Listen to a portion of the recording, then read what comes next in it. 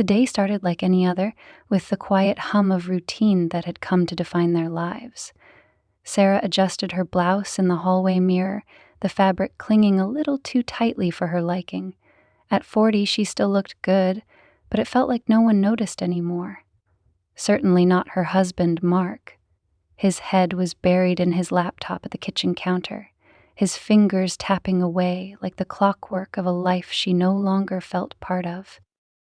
"The car's making that noise again?" Sarah said, trying to sound casual as she slipped her shoes on. "You know, the clunking sound when I brake?" Mark didn't look up. "Take it to Steve." Steve! The mechanic Mark swore by.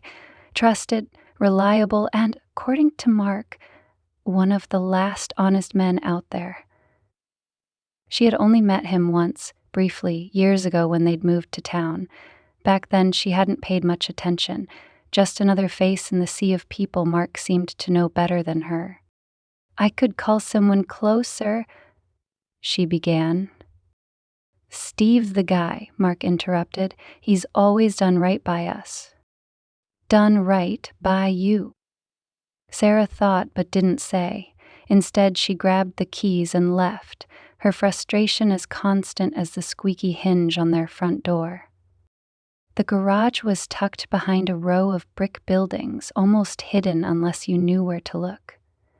Sarah pulled into the lot, her car sputtering in protest, and parked beside a line of vehicles in varying states of disrepair. The sign above the office read "Steve's Auto Repair" in peeling red letters. She stepped out of the car and into the sharp scent of oil and metal. The sound of tools clinking against steel and a radio playing classic rock echoed through the open bay doors. A tall figure emerged, wiping his hands on a rag. "Hey there, need some help?" His voice was warm, casual, and tinged with curiosity. Sarah turned and found herself face to face with Steve. He looked younger than she remembered, or maybe it was the confidence he carried.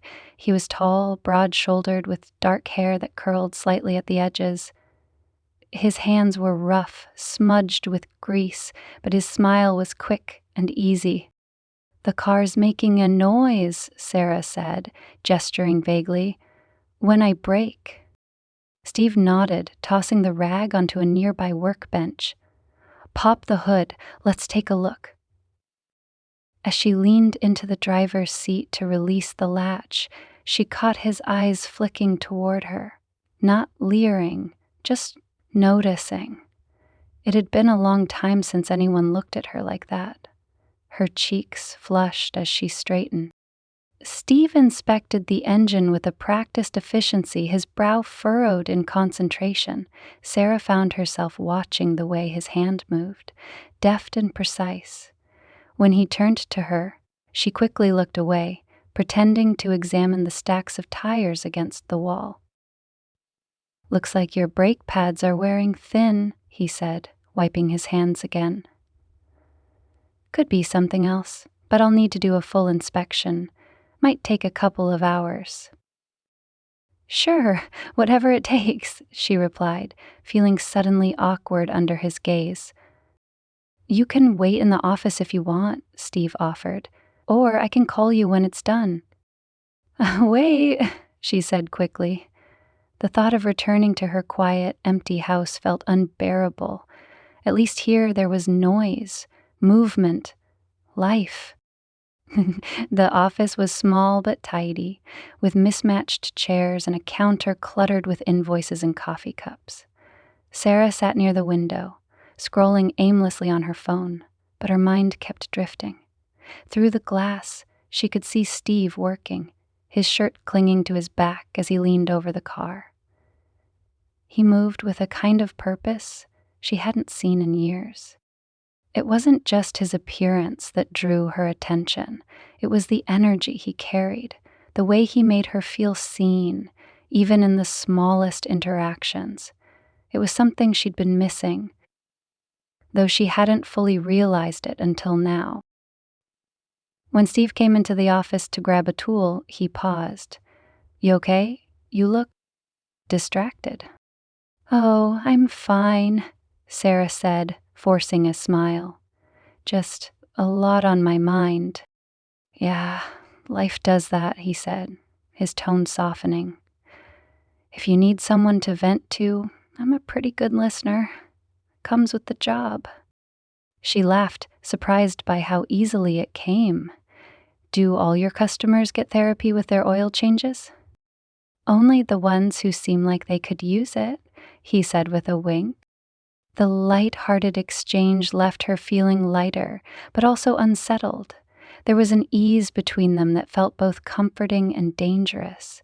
She found herself wondering about him, his life, his stories, the way he seemed so at home in his own skin. When the car was ready, Steve handed her the keys with a smile. "All set, should be good as new. Well, almost." "Thank you," Sarah said, meeting his gaze. His eyes lingered just a second too long, or maybe she imagined it. "I appreciate it." "Any time," he said, "and I mean that." As she drove away, the noise was gone, but her thoughts were louder than ever. She replayed their conversation, the way his voice had softened when he spoke to her, the way he seemed to really see her. It was a feeling she hadn't realized she was starving for until now. When she got home, Mark was still at his laptop, his dinner untouched on the counter. He barely glanced up as she walked in. "Car's fixed," she said, her voice neutral. "Great, Steve always comes through," Mark replied, his eyes glued to the screen. Sarah nodded, but her thoughts were far from the garage or her husband. For the first time in years, she felt like someone had truly noticed her, and the feeling was as intoxicating as it was terrifying. The following week, Sarah couldn't shake the lingering sensation of her visit to Steve's garage. She told herself it was silly. He was just a mechanic doing his job, and she was just another customer. But something about the way he had spoken to her, the way his eyes had lingered, had awakened a part of her she'd thought had long since withered. The car was fine now, running as smoothly as it had in years. Still, when she found herself driving past the garage, she felt an inexplicable urge to pull in. Maybe she could ask him to double-check something just to be sure. Maybe she'd bring coffee as a thank you. It wouldn't mean anything. It was mid-morning when she arrived. The garage was quieter this time, with only one other car in the bay. Steve looked up as she stepped out of her vehicle, his face breaking into a smile of recognition. "Sarah, right?" he said, wiping his hands on a rag as he approached. "What brings you back? Car giving you trouble again?" No, the car's fine," she said quickly, feeling a bit foolish now that she was here. "Uh, I just, wanted to thank you for the work you did. You really saved me a lot of stress." Steve raised an eyebrow, his smile widening. "You came all the way here just to say thanks? That's a first." She held up the 2 coffee cups she'd picked up on the way. "And to bring these, I figured you could use a break." He laughed, taking the cup she offered. "Well, I won't say no to that. You've officially made my morning." They stood there for a moment, sipping their coffee in companionable silence. Sarah felt strangely at ease, as though they were old friends rather than 2 near strangers. "You're not working today?" Steve asked, breaking the silence. "No," she said. "I'm between jobs right now. Took some time off to figure out what I want to do next." "Smart move," he said. "Most people just keep grinding away, even if they're miserable. It takes guts to hit pause." "It wasn't really guts," Sarah admitted. "It was more like necessity. I felt like I was stuck in a rut and I couldn't take it anymore." Steve nodded thoughtfully. "I get that. I felt the same way when I started this place. Worked for a dealership for years. Hated every second of it." One day I just walked out and decided to do my own thing. Scared the hell out of me, but it was the best decision I ever made." She found herself leaning against the car, drawn in by his story. "That's impressive. Not everyone has the courage to follow through like that." He shrugged, a modest smile playing on his lips. "It wasn't easy, but sometimes you just gotta take the leap, you know? Otherwise, what's the point?" Sarah nodded, her chest tightening. She envied his clarity, his sense of purpose. Her own life felt so far removed from that kind of passion. She glanced down at her coffee, suddenly aware of how close they were standing. "Well," she said, forcing a lightness into her tone, "I should probably let you get back to work. I didn't mean to interrupt." "You're not interrupting," he said quickly, "but if you're in a rush—" She hesitated, her heart pounding. "I'm not, actually." Steve gestured toward the office. "Come on, take a seat. I could use some company. It's been a slow day." Before she could overthink it, she followed him into the office. The small space felt even smaller with just the two of them inside, the hum of the radio filling the quiet moments between their words. They talked about everything and nothing: music, movies, the quirks of small-town life. Sarah found herself laughing more than she had in months, her usual walls slipping away. "You've got a great laugh," Steve said suddenly, his voice softer now. "You should do it more often." Sarah felt her cheeks flush. "Thanks. I guess I haven't had much reason to lately." His expression shifted, concern flickering in his eyes. "That your husband's fault?" The question caught her off guard, and she hesitated before answering. "It's not just him. It's life, I guess. Marriage isn't always what you think it's going to be." Steve nodded, his gaze steady. "Yeah, but it shouldn't feel like a prison either." She looked away, his words hitting closer to home than she cared to admit. "It's complicated," she said finally. "Isn't it always?" he replied with a wry smile. The conversation moved on, but the weight of his words lingered. For the first time, Sarah found herself questioning the compromises she had made in her marriage, the ways she had settled for less than she deserved. Steve seemed to sense her unease, shifting the tone back to something lighter.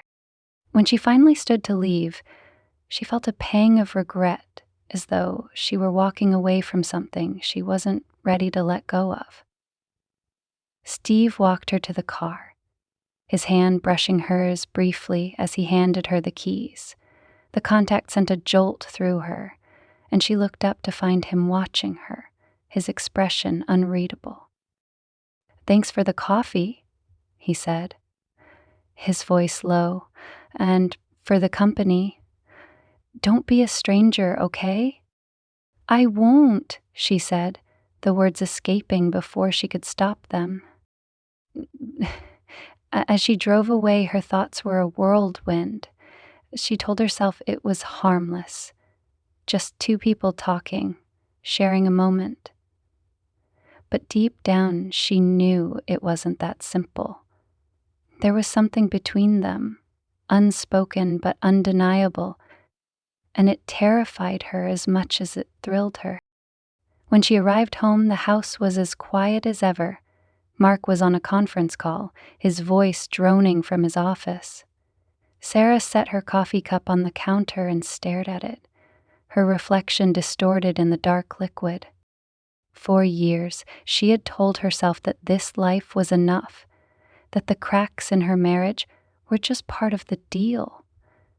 But now, for the first time, she wondered if she had been lying to herself, if there was more out there, if she deserved more.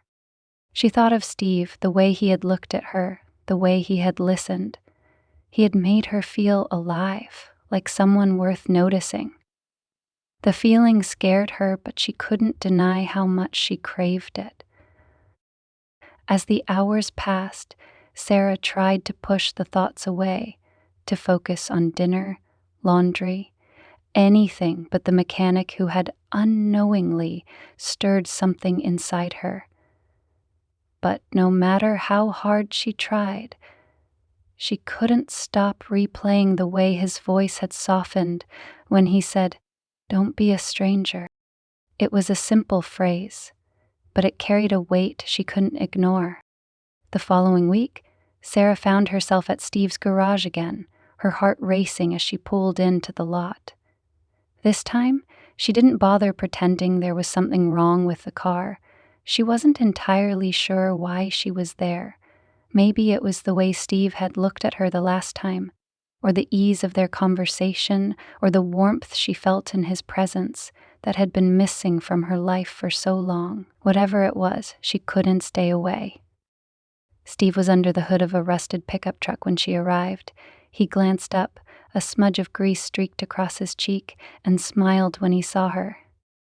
"Hey, stranger," he called, his voice carrying over the sound of a nearby air compressor. "Didn't think I'd see you so soon.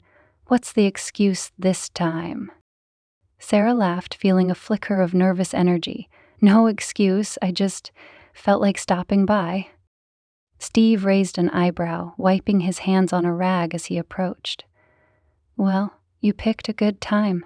I was just about to take a break." They walked together to the small office, and Sarah noticed how natural it felt to fall into step beside him.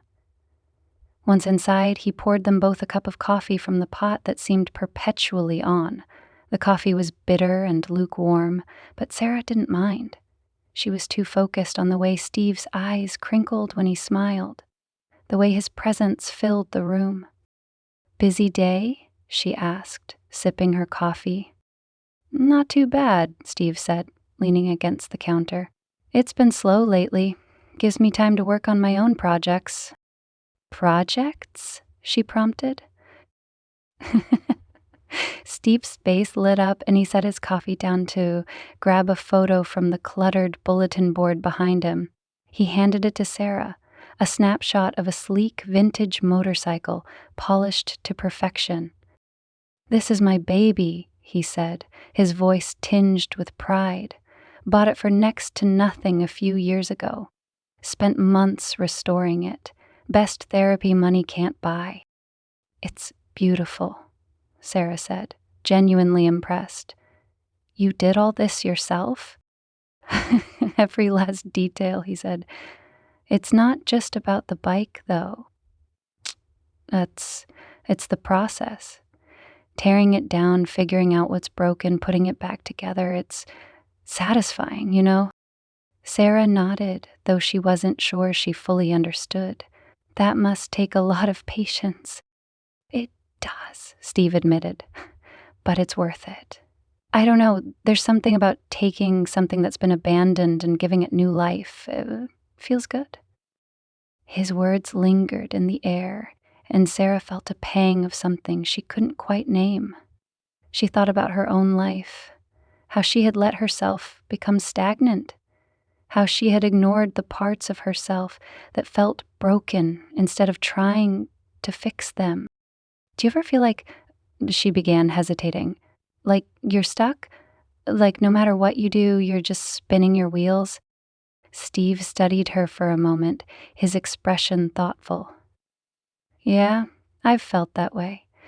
When I was working at the dealership, it was like that every day. Same thing, over and over, and none of it mattered. I'd come home exhausted, wondering what the hell I was doing with my life." "What changed?" Sarah asked, leaning forward. Steve shrugged. "One day I just couldn't take it anymore. I quit, cashed out what little savings I had, and started this place.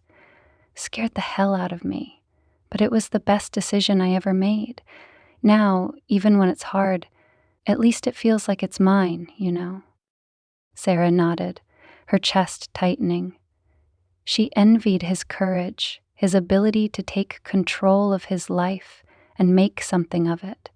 She wondered if she could ever do the same. Sounds like you've got it all figured out, she said, trying to keep her tone light. Steve laughed, shaking his head.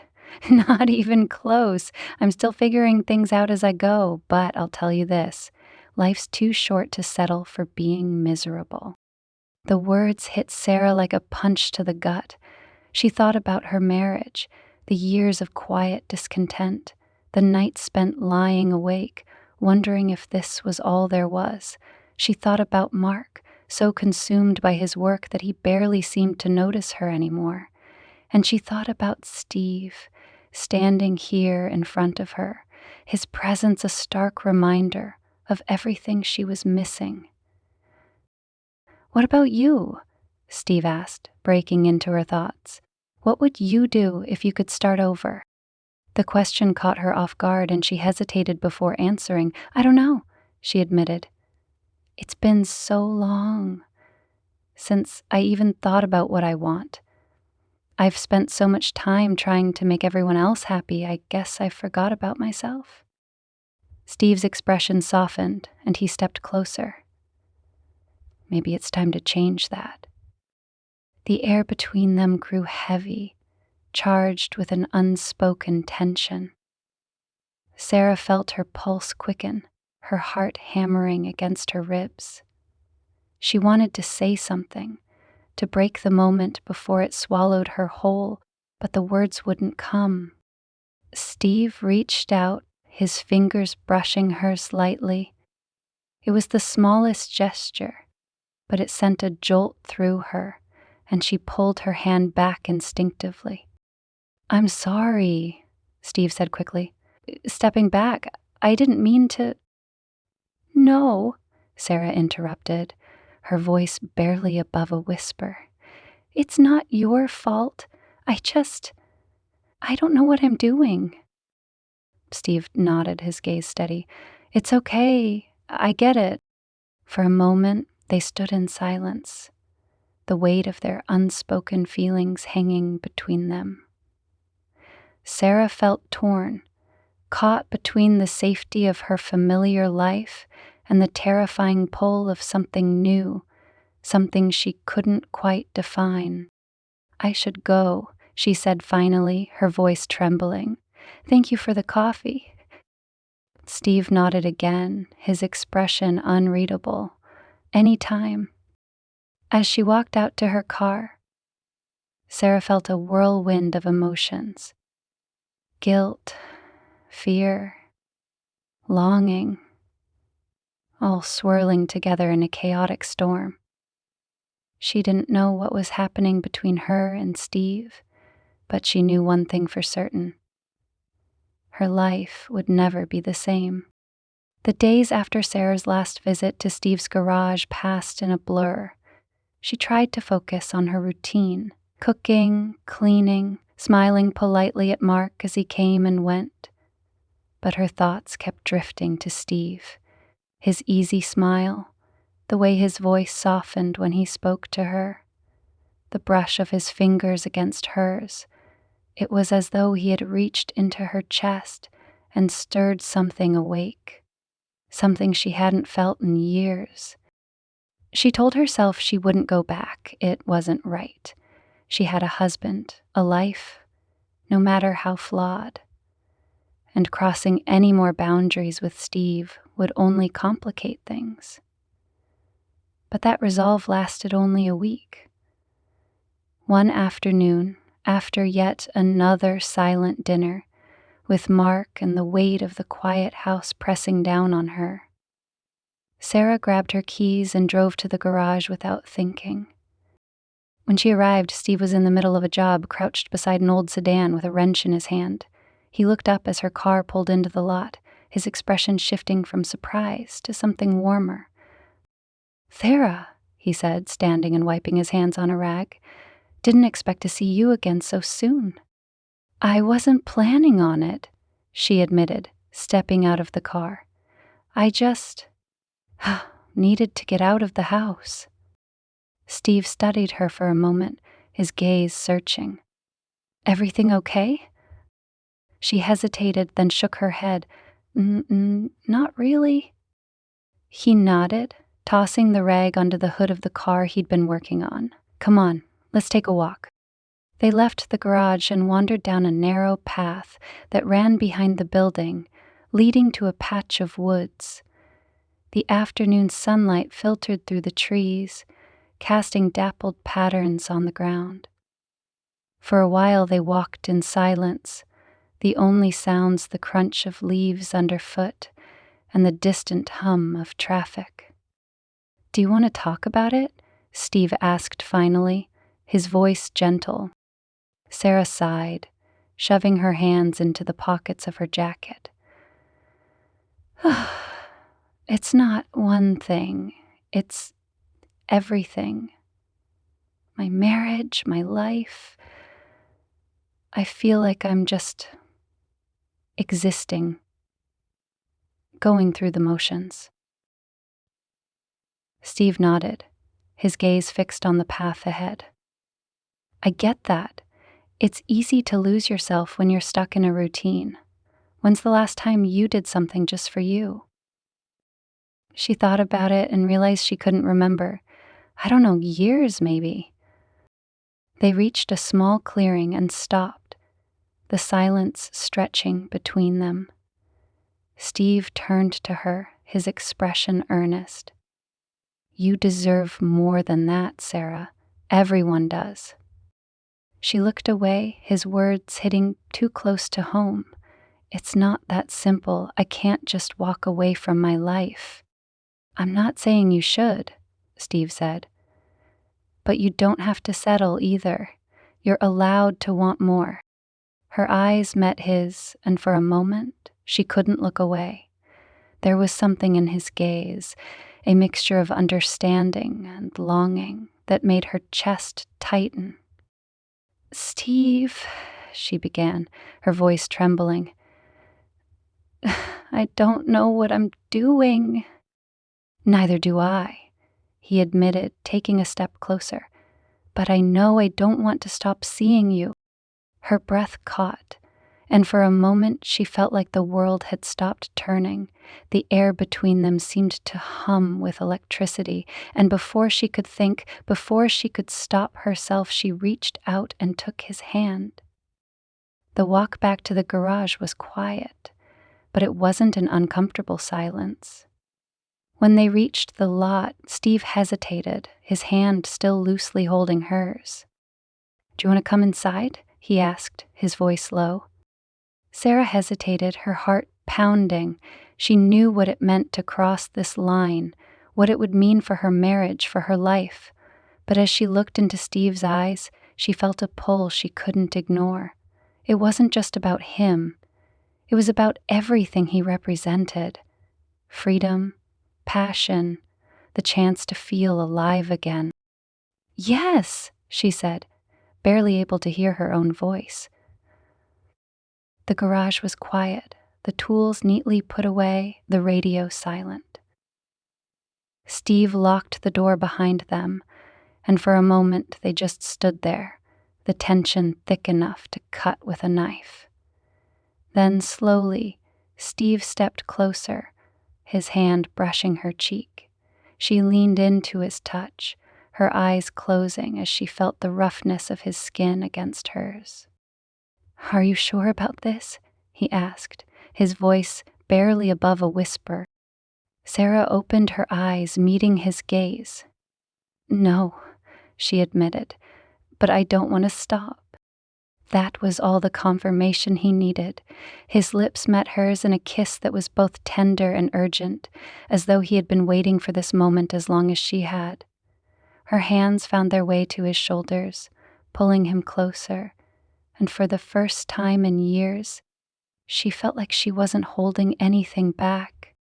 Later, as they lay on a makeshift cot in the corner of the garage, Sarah stared at the ceiling, her thoughts a jumble of emotions.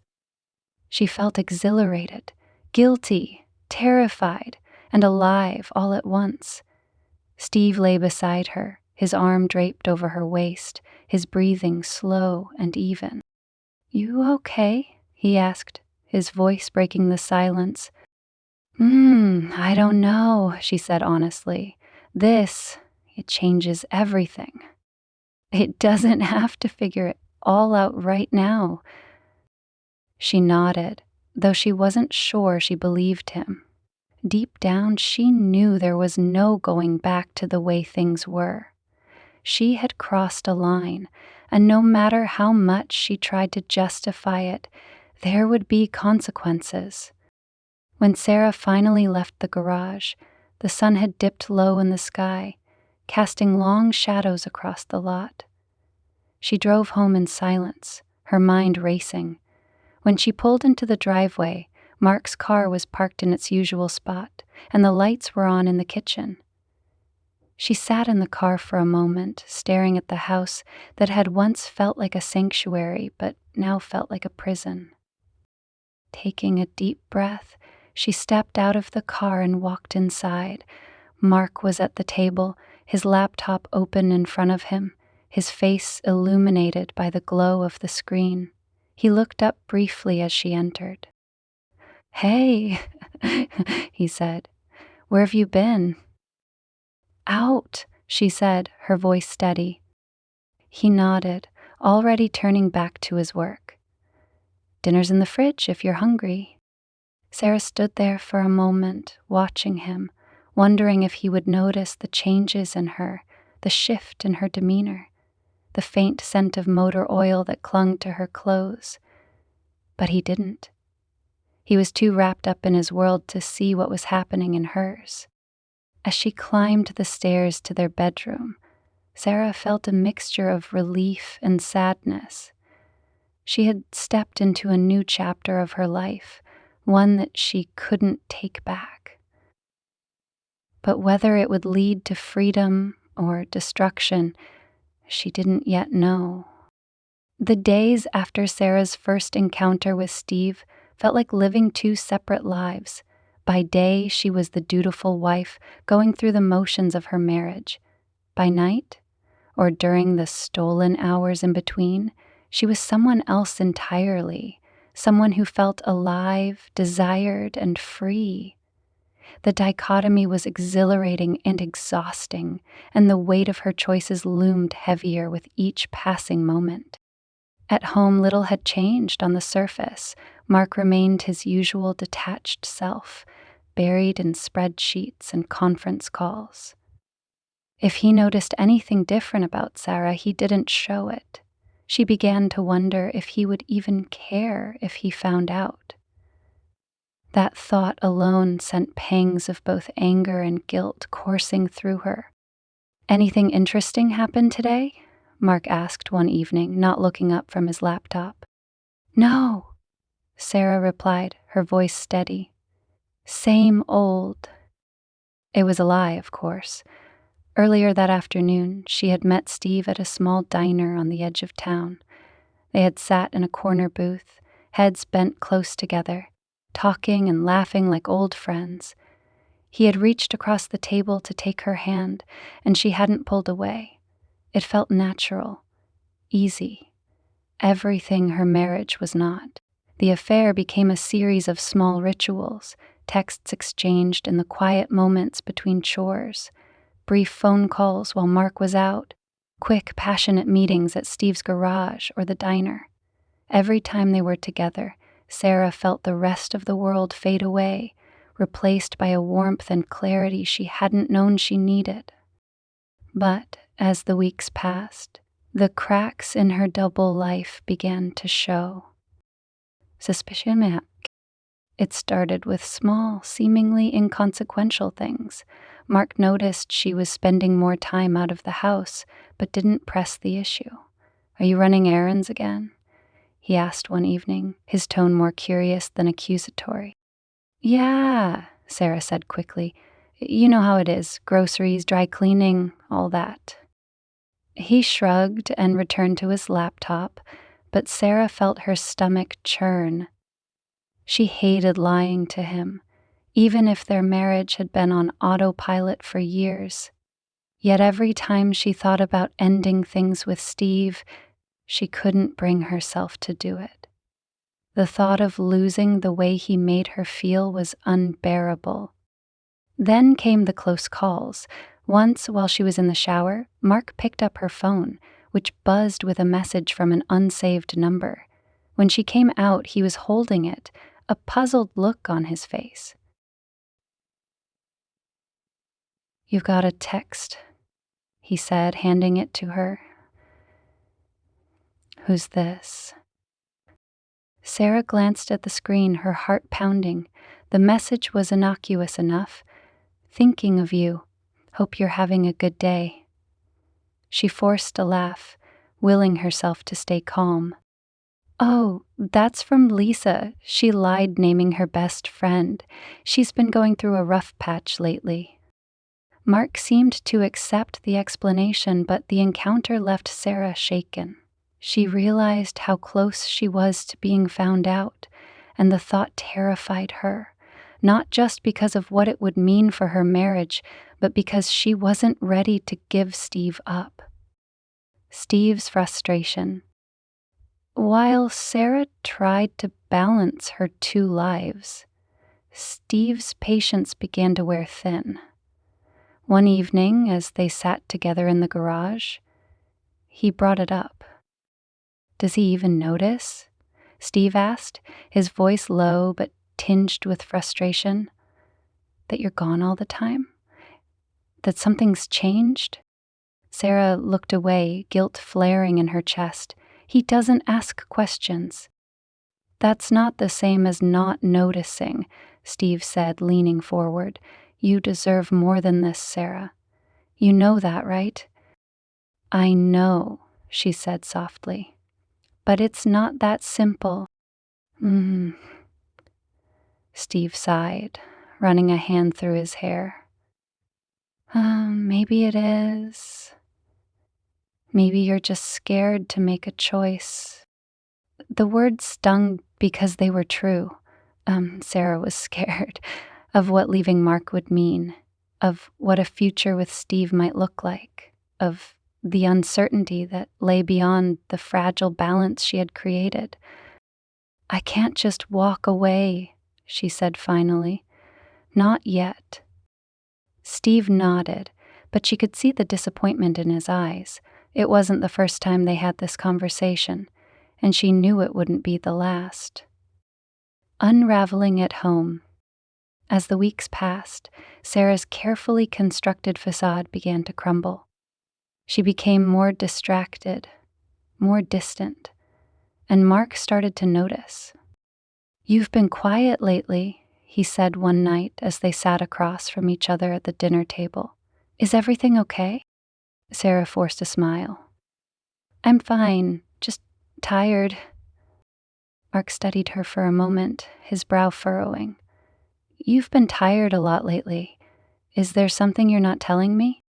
"No," she said quickly, her stomach twisting. "Why would you think that?" He shrugged, but his eyes lingered on her a moment longer than usual. Sarah felt a surge of panic, wondering if he was starting to piece things together. A tipping point. One afternoon, as Sarah was leaving the garage, she bumped into one of Mark's coworkers, Tim. He was dropping off his car for a repair and looked genuinely surprised to see her. "Sarah?" Tim said, his eyes narrowing slightly. "Didn't expect to run into you here." Sarah's mind raced. "Oh, hey Tim, just picking up the car. Brake issues, you know." Tim nodded slowly, his expression unreadable. "Right. Well, tell Mark I said hi." "I will," she said, forcing a bright smile. But as she drove away, her hands shook on the steering wheel. If Tim mentioned seeing her to Mark, the house of cards she had built might come crashing down. Steve's ultimatum. Later that evening, Sarah met Steve at the diner. She told him about running into Tim, her voice trembling as she recounted the encounter. "This is getting risky," she said, her hands wrapped tightly around her coffee cup. "Whew! What if he tells Mark?" Steve reached across the table, taking her hand in his. "Then maybe it's time to stop hiding." Sarah stared at him, her chest tightening. "What are you saying?" I'm saying I don't want to be a secret anymore, Steve said, his voice steady but filled with emotion. I care about you, Sarah, but I can't keep doing this if you're not willing to make a decision. Tears pricked at the corners of her eyes. She knew he was right, but the thought of making a choice, of breaking her marriage or losing Steve, was almost too much to bear. I need time, she whispered. Steve nodded, though she could see the hurt in his eyes. Take all the time you need, but I need to know if this is real for you, if I'm what you want. As Sarah drove home that night, the weight of his words pressed down on her. She couldn't keep living this double life, couldn't keep pretending everything was fine. Sooner or later, something would have to give. But as she pulled into the driveway and saw the light in Mark's office window, she realized she still didn't know which path to choose. The morning sunlight filtered through the kitchen window as Sarah sat at the table staring at the untouched cup of coffee in front of her. The day already felt heavy, like she was carrying a weight she couldn't shake. Her thoughts were muddled, a constant loop of guilt, longing, and questions she couldn't answer. Mark had left early again, his departure marked only by the faint click of the front door. She hadn't even gotten out of bed to see him off. The phone on the table buzzed, pulling her from her thoughts. She glanced at the screen, and her heart skipped a beat. Steve's name lit up the screen, accompanied by a short message. It was simple, yet it carried a weight she wasn't sure how to bear. Garage is quiet today. Could use some company if you're free. She stared at the message for a long time, her finger hovering over the keyboard. She knew what going back meant. The implications of spending more time with him. The line they had been skirting was already thin, and crossing it would change everything. But the pull was too strong, the emptiness she felt too consuming. Against her better judgment, she typed a response and hit send. I'll be there in an hour. The drive to the garage was a blur. The familiar streets passed by unnoticed as Sarah's thoughts churned. She tried to rationalize it. She wasn't doing anything wrong by seeing him again. Was she? Yet deep down, she knew it wasn't that simple. Her chest tightened as she turned into the lot. The sight of the open garage bay and Steve's figure inside, stirring something in her she didn't fully understand.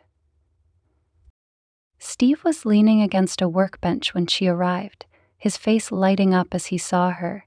He straightened, wiping his hands on a rag, and approached her car. There was something in his expression that made her feel both safe and unsteady, a mix of warmth and familiarity that tugged at her in ways she hadn't felt in years. She stepped out of the car, her breath catching as their eyes met. He didn't ask why she had come. He didn't need to.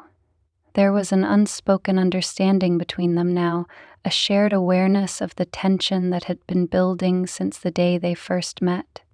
He gestured toward the office, and she followed him inside, the small space feeling more intimate than ever.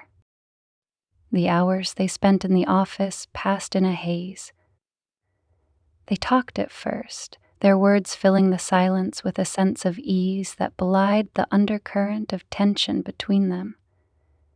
Sarah found herself relaxing, the weight on her chest lifting ever so slightly as she listened to Steve talk about his projects, his dreams, his frustrations. He had a way of making her feel seen, as though she were the only person in the world who mattered. But as the conversation ebbed, the silence that followed was charged with an energy she couldn't ignore. Her heart pounded in her chest as she felt his gaze linger on her, the space between them shrinking with every passing second. She told herself to look away, to leave, to stop whatever was about to happen. But she didn't. She couldn't. When Steve reached for her, The touch of his hand on hers sent a jolt through her, and she felt her resolve crumble. Her breath hitched as he closed the distance between them, the warmth of his presence overwhelming her senses.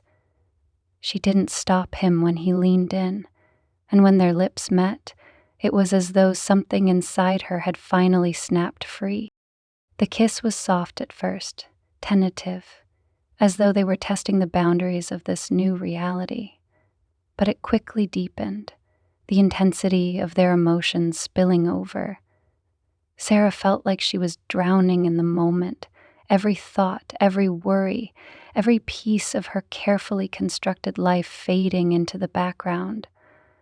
All that mattered was him, the way he held her, the way he made her feel alive.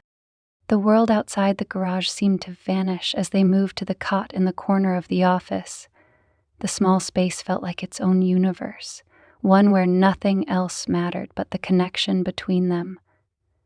Sarah let herself be consumed by the moment, the years of longing and neglect she had buried rising to the surface all at once.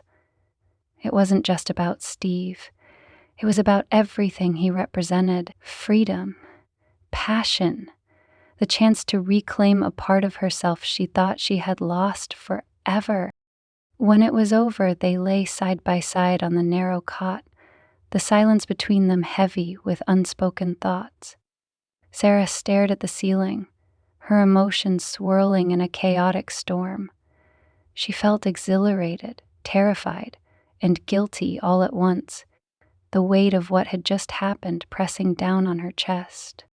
Steve turned toward her, his hand resting lightly on her arm. She didn't pull away, though her mind was racing.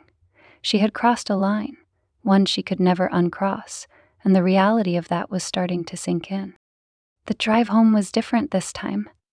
The familiar streets she had ignored earlier seemed sharper, more vivid, as though the world itself had changed. But it wasn't the world, it was her. She felt like a different person, though she wasn't sure yet if that was a good thing. Every mile brought her closer to the house she shared with Mark, and the thought of seeing him filled her with a mixture of dread and guilt. When she pulled into the driveway, the sight of Mark's car parked neatly in its spot sent a pang through her chest. She sat in the driver's seat for a long moment, staring at the house that had once felt like her sanctuary but now felt like a prison. The weight of her actions pressed down on her, and for a moment she considered driving away. But she knew she couldn't. Not yet. Inside, the house was quiet, save for the faint hum of the television in the living room.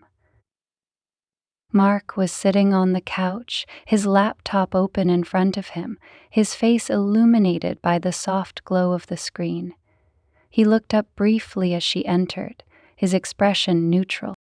"You're back late," he said, his tone devoid of suspicion or concern. "Yeah," Sarah replied, her voice steady despite the storm raging inside her.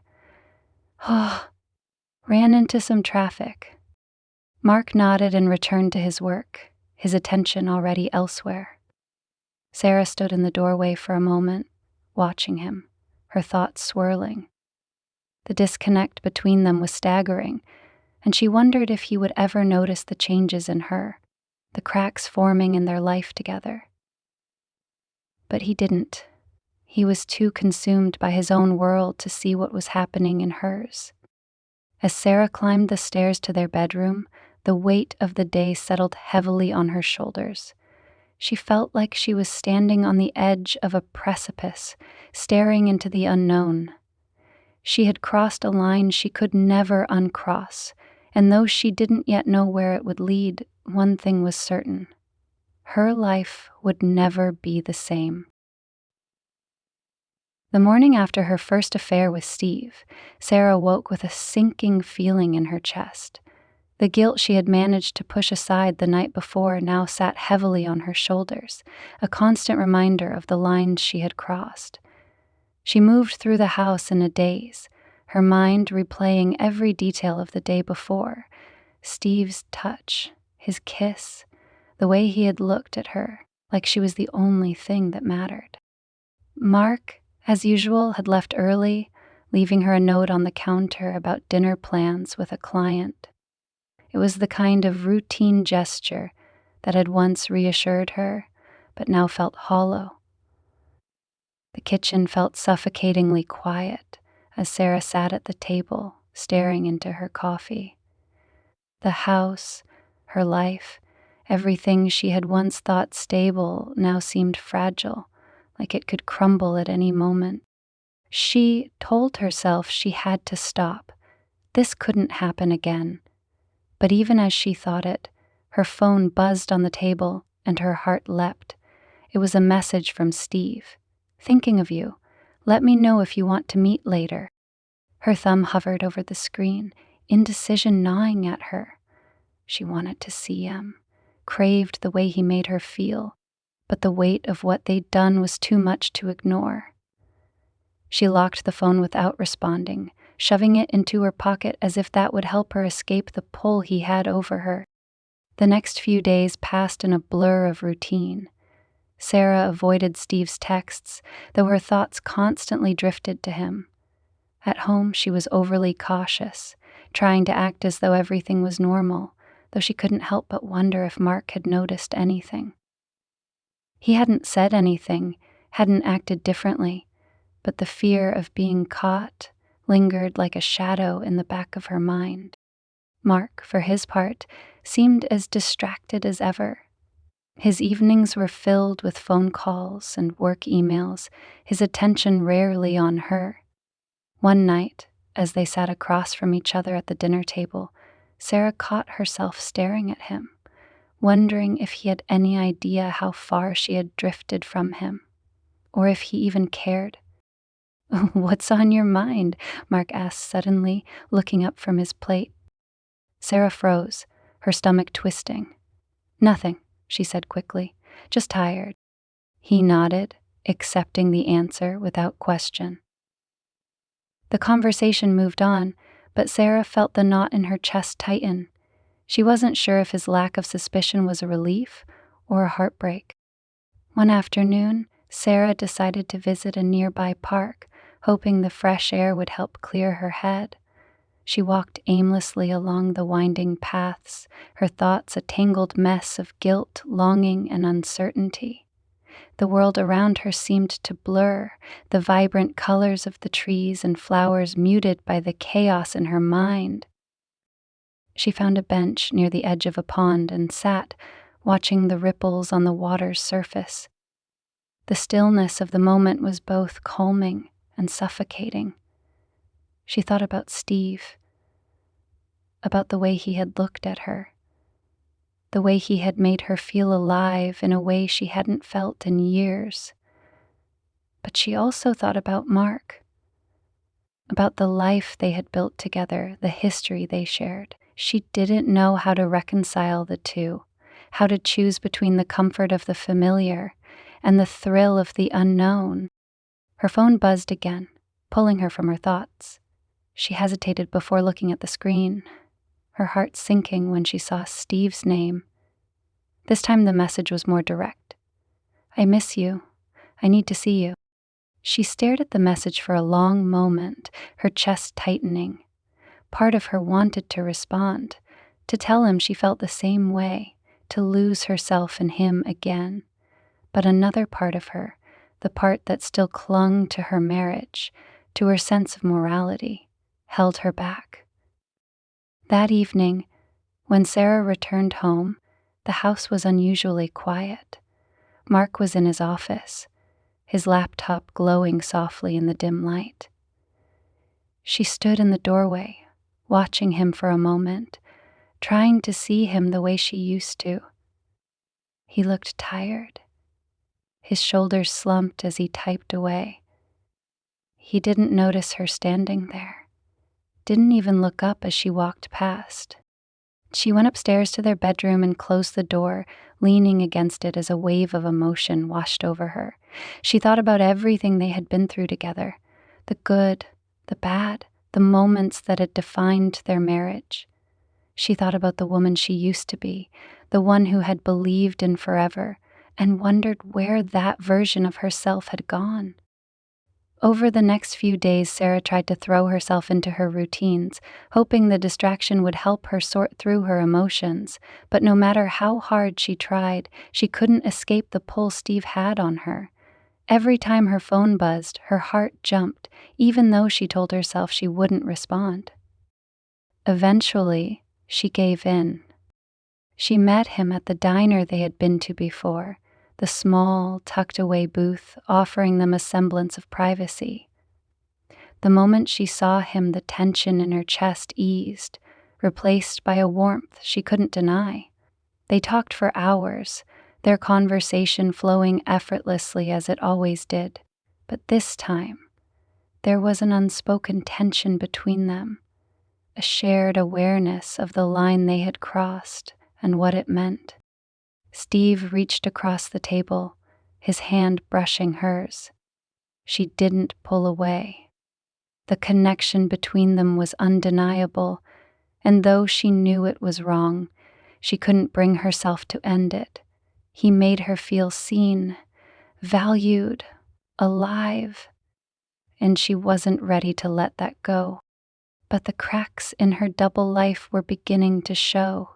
At home, Sarah found it harder to keep up the facade. Mark noticed her distraction, though he didn't press her about it. She wondered if he suspected anything or if he was simply too consumed by his own world to care. The guilt she carried felt heavier with each passing day, but it wasn't enough to stop her from seeing Steve. One evening, as she sat alone in the living room, her phone buzzed with another message from him.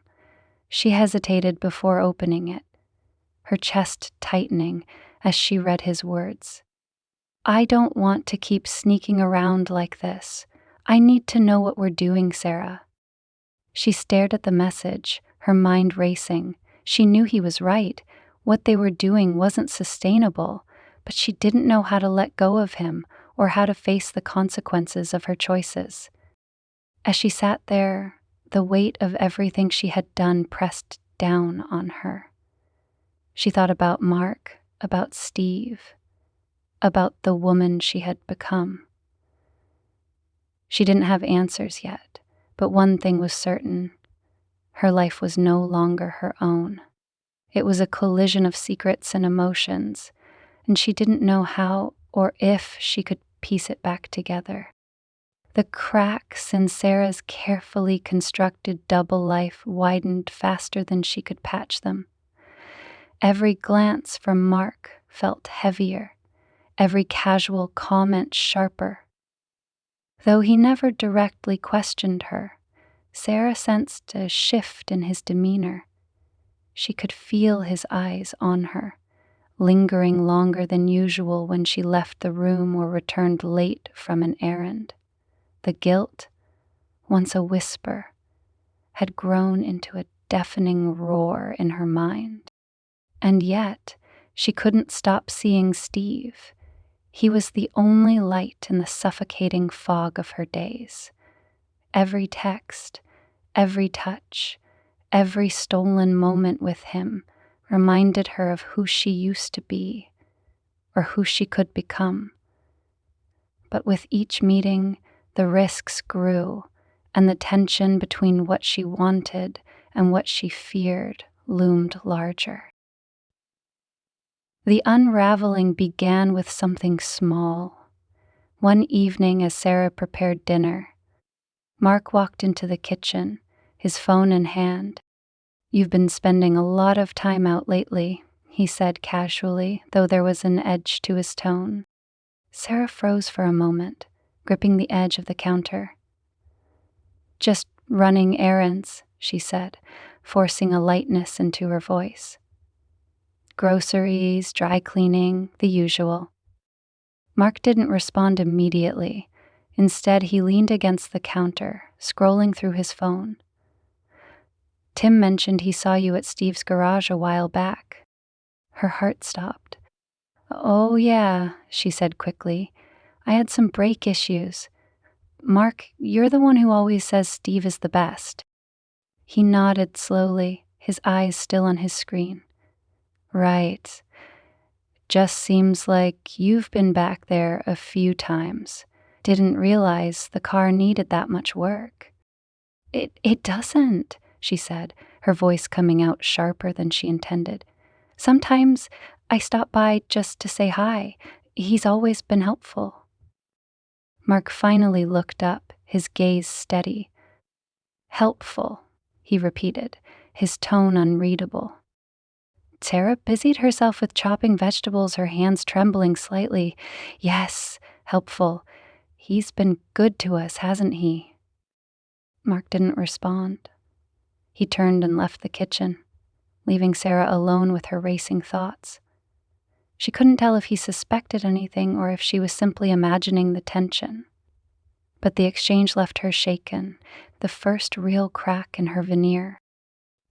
The next day, Mark came home earlier than usual. Sarah was sitting on the couch, a book in her lap, though she hadn't turned a page in over an hour. When he walked in, his expression was tense, his jaw set. We need to talk, he said, dropping his bag by the door. Sarah's heart sank. What's wrong? Mark stood in front of her, his arms crossed. I've been thinking about us, about how distant you've been lately. She swallowed hard, trying to keep her expression neutral. I've just been busy, stressed. Busy with what? He pressed. You don't work right now, Sarah, and the way you've been acting, disconnected, distracted, it's not just stress. I don't know what you're talking about, she said, her voice trembling. Murph sighed, running a hand through his hair. Look, if there's something going on, just tell me. I don't want to play games. If you're unhappy, if you want out, say it. The words hung in the air, heavy and unrelenting. Sarah stared at him, her chest tightening. This was the moment she had dreaded, the moment she had avoided at all costs. But she couldn't bring herself to speak, to admit the truth. Mark shook his head, his frustration evident. I don't know what's going on with you, Sarah, but I'm not blind. Something's changed, and if you're not willing to talk about it, I don't know how to fix it. Later that night, unable to sleep, Sarah grabbed her keys and left the house. She drove aimlessly for a while, her thoughts a chaotic storm of guilt and longing. Eventually, she found herself at Steve's garage. The lights inside were on, and she saw him working on a car, his back turned to her. She parked and stepped out of the car, the cool night air prickling her skin. When Steve saw her, his face lit up, but his smile faltered when he saw the expression on hers. Sarah, he said, wiping his hands on a rag. What's wrong? She stepped closer, her voice barely above a whisper. Mark knows, or at least he suspects. Steve's expression hardened. What happened? She recounted the conversation with Mark, her voice trembling as she spoke. Steve listened, his jaw tightening. When she finished, he set the rag down and stepped closer, his hands resting on her arms. You don't have to go back, he said softly. You don't have to live like this, Sarah. Tears pricked at the corners of her eyes. It's not that simple, Steve. I've built a life with him. Have you? Steve asked, his voice steady but firm. Or have you just been existing in his life? The words hit her like a punch to the gut. She looked away, unable to meet his gaze. I don't know what to do. Steve sighed, his hands falling to his sides. You have to decide, Sarah. You can't keep living in limbo. When Sarah returned home that night, the house was dark and quiet. Mark was asleep in their bedroom, his back turned to her as she slipped into bed. She lay there, staring at the ceiling, her mind racing. Steve's words echoed in her ears, and she knew he was right. She couldn't keep living like this, torn between two lives, two men, two versions of herself. The next morning, Mark confronted her again. This time his tone was colder, sharper. He didn't accuse her outright, but the tension in his voice made it clear he suspected more than she had let on.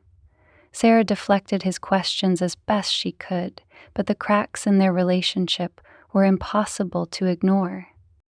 Days turned into weeks, and the weight of her choices became unbearable. Every glance from Mark felt like a silent accusation, every message from Steve a reminder of what she stood to lose. The life she had built with Mark felt like a crumbling facade, while the promise of something new with Steve was equally terrifying. One evening, as she sat alone in the living room, Sarah realized she couldn't keep avoiding the inevitable. She had to make a choice, not just between Mark and Steve, but between the person she had become and the person she wanted to be. For the first time in weeks, she felt a glimmer of clarity. The path ahead wouldn't be easy, and the consequences of her actions would ripple through her life in ways she couldn't predict. But one thing was certain. She couldn't keep running. It was time to face the fallout. The days after Sarah's life began to unravel were strange and quiet, filled with a kind of solitude she hadn't known in years. Mark was still gone, his absence both a relief and a stark reminder of the cracks in their marriage. The silence in the house was no longer suffocating but contemplative. It gave her space to think, to breathe, and to begin piecing together the fragments of herself. She had spent so long trying to fit into roles, wife, homemaker, companion, that she had forgotten who she was outside of them. Now, for the first time in years, she had to confront that question head on. Mornings became Sarah's sanctuary. She took long walks through the park, letting the rhythm of her steps and the fresh air clear her thoughts. She picked up her sketch pad, buried under years of neglect, and began drawing again. It was a small, tentative step, but each line and stroke felt like reclaiming a part of herself she had lost. In therapy, she began to untangle the knots of her unhappiness. She talked about the loneliness she had felt in her marriage, the ways she had silenced her own needs and desires to maintain a facade of stability. But she also talked about her own shortcomings, her tendency to avoid confrontation, to bury her feelings rather than address them. It was painful, but necessary, like cleaning out an old wound to let it heal properly. 2 weeks after he had left, Mark called. His voice was measured, careful, as if he were speaking to a stranger. "I think we should talk," he said. Sarah agreed, though her stomach churned at the thought. When he arrived later that evening, he looked different. Tired, yes, but also more present than he had in years. They sat across from each other at the kitchen table, the same table where so many conversations had died before they could truly begin. "I've been doing a lot of thinking," Mark started, his hands clasped tightly in front of him. "About us.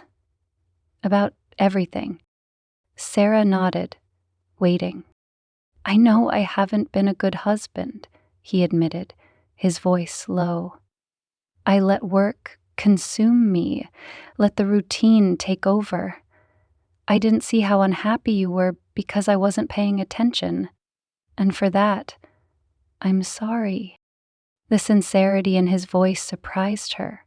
It softened something inside her, though it didn't erase the pain of the past. I wasn't perfect either," Sarah said. "I didn't speak up when I should have. I let things fester, and I made choices that hurt you." For that, I'm sorry. Mark nodded, his expression pained. Do you think there's a way forward for us? The question hung in the air, heavy with uncertainty. Sarah thought about it for a long moment, weighing her feelings. She thought about the years they had shared, the life they had built together. But she also thought about the silence, the neglect, the ways they had drifted apart. She didn't know if they could repair what had been broken, but she knew one thing. They couldn't go back to what they had been. I don't know, she said finally, her voice soft but steady. But I think we owe it to ourselves to try. Mark nodded again, and though his expression was serious, there was a glimmer of hope in his eyes. I want to try, he said, but we have to be honest with each other this time, about everything. Sarah agreed. It wasn't a promise of reconciliation, but it was a start, a tentative step toward something new. The next few weeks were challenging. Sarah and Mark began the slow process of unpacking the years of hurt and misunderstanding that had led them to this point. They talked, really talked, for the first time in years. Some conversations were painful, filled with anger and regret. Others were quieter, more reflective, as they tried to remember the good things they had shared and what had drawn them together in the first place. At the same time, Sarah kept her distance from Steve. She had sent him a message after her conversation with Mark, explaining that she needed time to focus on her marriage. Steve had responded with understanding, though the pain in his words was clear. He didn't push her, and for that she was grateful. Sarah didn't know what the future held for her and Steve. She cared about him deeply, but she also knew that jumping from one relationship to another wouldn't solve the deeper issues she needed to address. For now, she had to focus on herself, on figuring out who she was and what she wanted. One evening, as Sarah sat on the porch, watching the sun dip below the horizon, she felt a strange sense of peace. The path ahead was still uncertain, but she no longer felt paralyzed by fear or guilt. She was starting to believe in her own strength again, in her ability to shape her life rather than simply react to it. Mark stepped out onto the porch, a cup of tea in his hand. He handed it to her without a word, then sat beside her. They watched the sunset together, the silence between them no longer heavy but companionable. We've got a long road ahead, Mark said quietly, breaking the silence. I know, Sarah replied, but I think I'm ready to walk it. He nodded, and for the first time in a long time, she saw a flicker of hope in his eyes. It wouldn't be easy, and there were no guarantees, but for the first time, they were both willing to try. As the last rays of sunlight faded into the night, Sarah felt a sense of clarity she hadn't known in years. She didn't have all the answers, but she had found something more important, the courage to face her life head-on, to embrace the messiness and uncertainty, and to keep moving forward. The journey wasn't over. In many ways, it was just beginning. But Sarah knew she would face whatever came next with honesty, with strength, and with a newfound sense of hope. And for the first time in a long time, that felt like enough.